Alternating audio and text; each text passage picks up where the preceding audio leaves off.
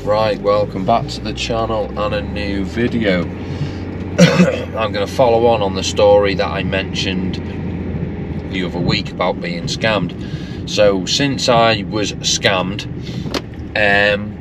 it's come to light that Mike Brewer, Wheeler Dealers chap, did a video on being scammed in exactly the same way I'd been scammed almost a week later.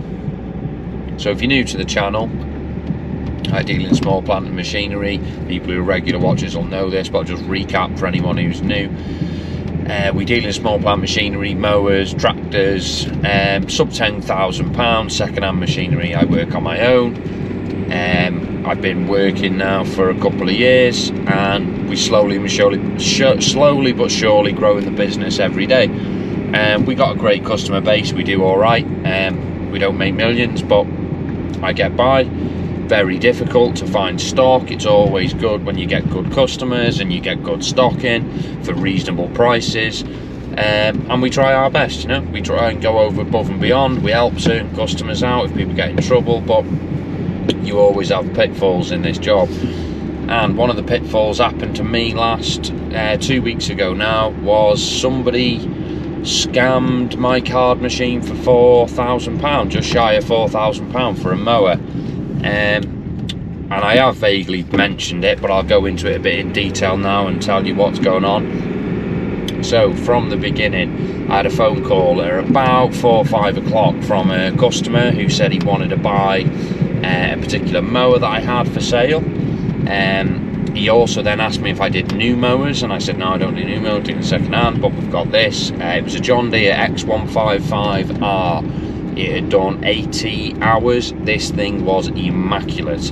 Probably one of the cleanest mowers I've ever had in all the time of me doing what I do. Saying that, no, because I had one that was 6 hours brand new ex-demo, but for something that's been used and been locked, this thing was immaculate. It just come out of a John Deere main dealer. It had full service. It was completely like new. And then the customer decided he wanted to upgrade. He went to his John Deere dealer and bought himself a new machine, and he sold his old machine to me because I beat a part exchange price that they had offered him, and I give strong money for that mower, but there was a tasty profit in it for me as well, because it was immaculate. Anyway, so I put it up for sale, and I get a phone call. I told the chap about the John Deere that I had in stock. He seemed very interested. Talked him through the machine, and he went ahead and said he wanted to pay for it and he would have it. I asked him if he wanted to see it, do you want to come and see it or see it? No, I'm happy. He said, that's exactly what I'm after. I'll pay for it now over the phone, which isn't uncommon in this business. I do a lot of distance selling, especially with me being UK wide. I always delivering and collecting all around the country, so a lot of people do see my stuff advertised, and because I'm really competitively priced and we're in North Wales, overheads are quite low, I can usually beat local retailers in certain people's part of the country. So most people do find it cheaper to come and buy off me and drive it home themselves or get it delivered or whatever.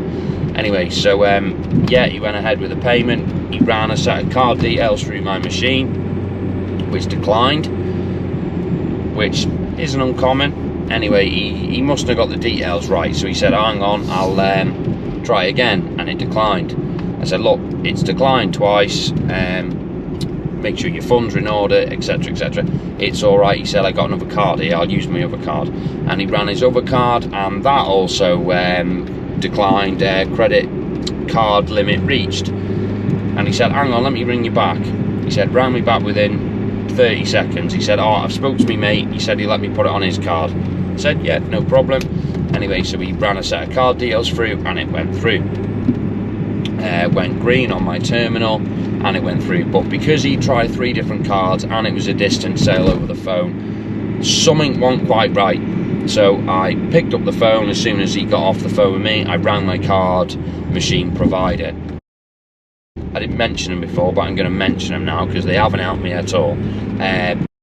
So I spoke to them on the phone, told them the situation, and said I had a customer, he paid on 3 different cards, something's not quite right, let me just double check the legitimacy of this payment. who then turned around and said, we don't do any checks, we're just the card machine terminal provider, we will transfer you through to who are the merchant bank who deal with the transactions. So I got transferred. I explained the situation to them, who also didn't want to help, and I asked them to verify the legitimacy of this transaction, i.e. chase down the card holder. They have the details, they have access to the banking information, let's just see if this transaction is legitimate, is the right person, all the rest of it. And they refused. They said, no, we don't do that, unfortunately. The only time we will do something if something gets reported by the card holder themselves. And I'm like, but as a merchant, as a retailer, I am now flagging this payment with yourselves, and I want to make sure that this is legitimate before I let this machine go. And if it isn't legitimate, we have an opportunity here to catch the people involved. Because if somebody is paying on a dodgy credit card, or scamming the credit card system or whatever, this guy will be at my premises tomorrow to pick up this machine. So will he be sending a friend to collect this machine? So we'd have an opportunity to catch him. No, not our problem. We don't do any help. We don't do any checks. So I was a bit pissed off that they didn't want to help me check out this thing. And I went through the process, and I've asked them, am I covered? And I got two answers. The first answer was, yes, you're covered. The second answer was, but they could charge back your account if it is an illegitimate transaction, so it's up to you. And I thought, well, hang on, well, am I covered or am I not covered? And they went, oh, well, they can charge back up to 120 days after a payment has gone through. So it left me in a sticky situation here. 120 days. Well, I can't hold this chap's machine for 120 days, because if he was legitimate, he'd be that annoyed he'd probably charge it back anyway and want a refund, because I would. If I bought something and I couldn't get it for 120 days, you'd be well annoyed. So I got off the phone with them, and I rang back and told them at my frustration I wasn't happy, and I wanted someone to check this payment was legitimate and find out whether I would be covered as the retailer if this transaction goes through. Anyway, I spoke to another chap on the phone who assured me that at present that transaction was green and there was no flags on that payment. But I told him the chap was coming tomorrow morning to collect this machine, and I couldn't hold it for 120 days, all the rest of it. And he said, well, you know what it's like these days, everyone's got an app on their phone, or this, that and the other, so what you're probably best off doing is just waiting, and by tomorrow morning someone might have noticed a flag on their thing, or they've had a notification that £4,000 have gone out of their account, and they probably might ring it up and say it wasn't them, so you know, and we'd contact you, and you know, before he arrives. I thought, well, that's fair enough, but I'm still not happy. So, realising I had no help, even though I'd reported my concerns about this payment to both and on financial services, both of them between themselves did not want to get involved and wouldn't verify that transaction, but both told me at this moment in time it's gone green and the funds are in your account. On my terminal I am next day payments, so I get paid next day. So if I end that on a Monday, funds are in my account on Tuesday. So still not happy. What I thought I would do is use a trick that I've used in the past, and it does work depending on who you're dealing with. So I rang the customer and I reported to him that his transaction had failed, and I rang him up and told him that I've had a phone call from my card machine people, there's been a flag on that payment, it's been stopped, and you need to contact your bank to verify that it's you and you're the card holder and you've made the transaction for them to release the funds. And immediately he said, well, it's your card machine, you'll have to ring them. And I said, no, I've had a phone call from my card machine and you need to ring your bank and verify that it's you. Thinking, if he's a scam or there was something iffy about this, I'd never hear of him again. If he's legitimate, he'll come back strong. Because if it's not his card, he won't be able to ring the bank, will he? But if it is his card, he'll be able to ring the bank. He said, yeah, no problem, I'll ring the bank. He said, it's a pain, this happens all the time. I'll ring you in the morning, he said. I thought, fair enough, I won't hear off him now. I thought, if this is not right, I won't hear off him. If it's legit, he'll come back. First thing in the morning, he's on the phone. Rang me, hello, yeah, all right, I've rang the bank, and yeah, it's sorted, the payment should be in your account. And I thought, fair dues, well, you've even passed my little test as well, which the money hadn't been stopped, but I thought I'd just chance my arm and see if he will, just to see his reaction. Anyway, I checked my bank, the money had cleared, because like I say, I'm on next day payment, the money was in my account. I thought, right, no problem. I haven't heard from to say that this payment is illegitimate. The guy has told me he's rang his bank and got the funds released. So what do? I let him come and take the machine. So he said he'd send somebody up to take the machine, but in that process I rang again and asked them, if this was an illegitimate transaction, what are you going to ask me for when this comes through? Because what I didn't want to do is sell that machine and then they ring up and say, oh, it's right, we need you to provide this. And I go, oh, well, I didn't know I needed it. So I asked him, what would I be asked to provide if it was, so I could retain all this from him. And he said, oh, invoice, you got invoices of it, pictures of the machine, serial number, etc, etc. I said, yeah, no problem, I've got all that. This is routine stuff that we do. So I made him sign 2 invoices, one with my business name on top, also a trade sale receipt, which also drags in his name and address. The guy said he was going to send his friend up to collect it for me on his behalf, which isn't uncommon. So what I did is I set my GoPro up in a situation where he would be in full view of my camera if anything was iffy about it and whatnot. Anyway, the chap who came was clearly involved in the scam. Now I know it's become a stolen card. Now looking back, he was clearly involved in that scam. He kept his face away from the CCTV on the yard, which at the time I didn't really notice, but since looking back over it, you can see he kept himself way away from any sort of CCTV cameras, but he didn't realise I had a GoPro in the front windscreen. So I was stood on my bonnet doing the receipts, and I made sure he signed all the receipts, put all the information in that I needed before I even opened my unit and give him access to the machine. So I got him looking at my GoPro, and I've got a good visual of his face. I took the registration number of his vehicle and proceeded with the sale. I loaded it up, I took a picture of it on his wagon, and as soon as he'd done the deal, everything was sorted, he took off out of the yard like nobody's business. So I should have probably known at that point it was a bit iffy.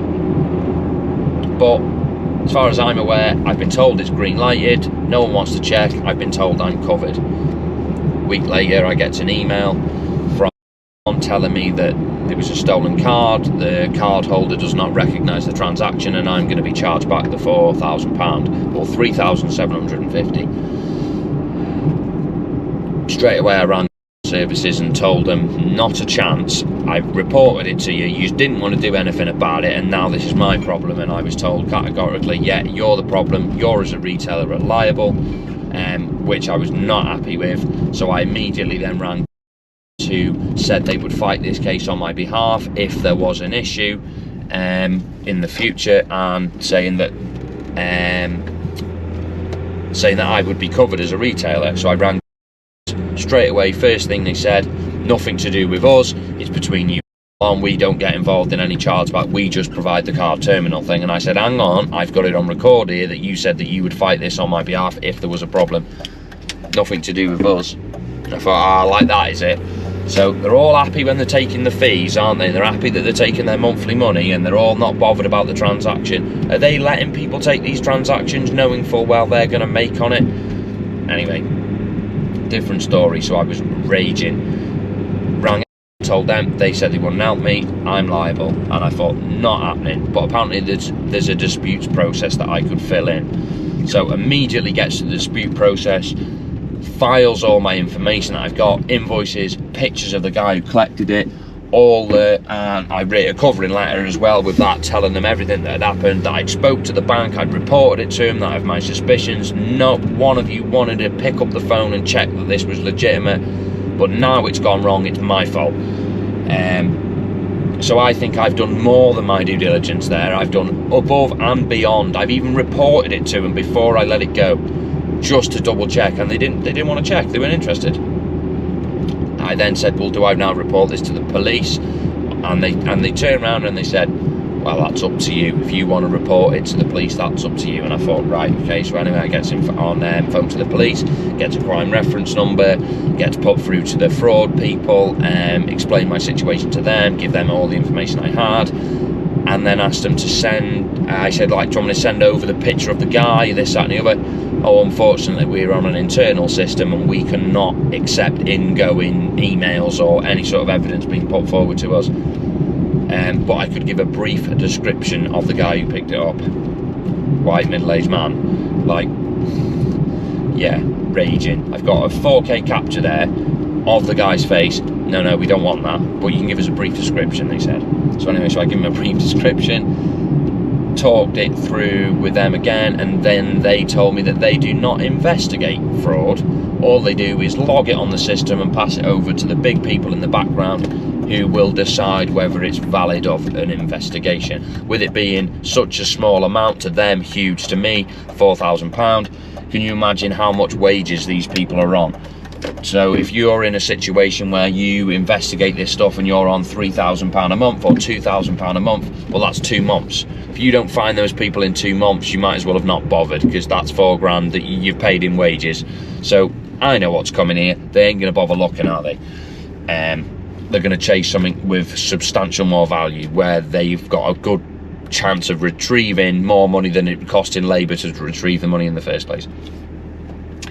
So I then gets on the phone to Barclays, who are my actual card holder people, and reported it to them and said, look, I'm not having this. This is what's happened. And to be fair, Barclays knew what I meant. And they come to my aid and they said, right, what you need to do, cancel your direct debit, cancel your card, and that means no one can take money from your account. And the reason I did this is, one, because I know as soon as that money leaves my account and ends up in someone's account, you know they're not going to investigate that. That's going to be, well, we've got our money back, your problem. So I thought, at the moment, if they haven't got my money, they might be more swayed to look for it. At the moment, I am still in possession of my money. I filed my report to them, basically put it in layman's terms that I wasn't a victim of a scam, unfortunately. It's your systems that have been compromised. It was a MasterCard it was paid on, so between yourselves you'll have to work out who owes who what, but I can guarantee you what, you ain't getting a penny out of me. Anyway, since I've stopped all my direct debits, I get a phone call every single day from your direct debit's been stopped and we haven't been able to get our money. So is there a problem? We haven't been able to get our money. I'm like, well, convenient, that, isn't it? Well, someone's telling me I owe £4,000, so no one's getting a penny out of me until this has been sorted. And they're like, oh right, yeah, all right then, no problem. Next day, same thing. Your direct debit's still not gone through, you know. We need our 12 quid. You owe us 12 quid, you know. And oh yeah, convenient, that, isn't it? So they're not happy that they're not getting their money, but they're all right for me to lose £4,000 and go, oh well, it's nothing to do with us. Yeah, so anyway, I'm not happy about it. And I've told them both, no one's getting a penny out of me until it's been sorted. And if they can't recover my machine back, and I willingly give up that £4,000, then I become a victim of a scam, don't I? Until I give up that money, I haven't been scammed. They've been scammed. It's their system that's been compromised. I haven't been compromised. They have. It's their little banking system that's been caught out. Someone's hacked their system. These people aren't up all night ripping off Mulholland small plant sales. They're ripping off Barclays, MasterCard. These are the people that they're trying to rip off, not me. So they will have to take it out of their little pot, won't they, of profits they've made for the year. Well, unfortunately, with business comes pitfalls, and they have a big banking industry system, and unfortunately people are going to try and compromise it and try and take their money off them. So they'll have to take it out of their little pot, won't they? And if they haven't got a pot with a bit of money in that they've set aside, well, I think that's rather foolish of them, because someone's got to pay for it, and I'm certainly not paying for it. And if not, they'll just have to be £4,000 down on their profits for this year, won't they? But right, that's my little video anyway. Being scammed like Mike Brewer. If you like this video, don't forget to like and subscribe.